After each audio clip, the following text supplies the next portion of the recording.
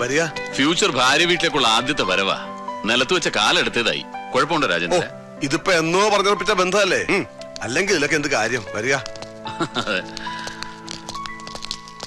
അല്ല, SP സാറിന്റെ കല്യാണം എന്താ ഇത്രയും വയസ്സായിട്ട് നടക്കാൻ? ഇത്രയും വയസ്സെന്ന് പറയുമ്പോ അധികമൊന്നും ഇല്ലടോ, ഒരു 34-35.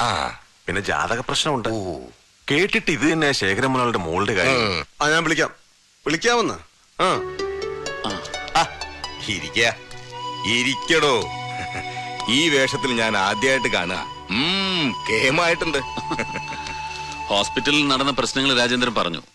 വൈകാതെ എന്ത് ആക്ഷൻ വേണമെങ്കിലും എടുക്കാം.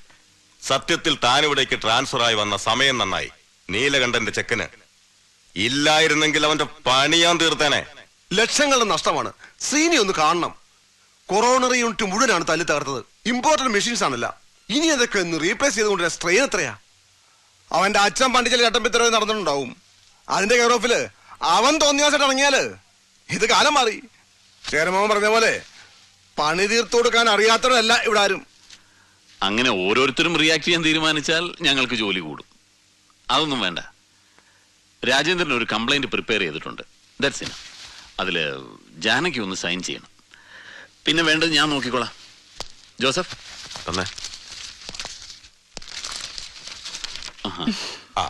ദേവി മോളെ വിളിക്കും. രാജേന്ദ്ര, ശ്രീനിക്കൊരു പ്രയാസം ഉണ്ടാക്കണ്ട. നിയമത്തിന്റെ വഴിക്ക് തന്നെ പോർട്ടിടോ കാര്യങ്ങൾ.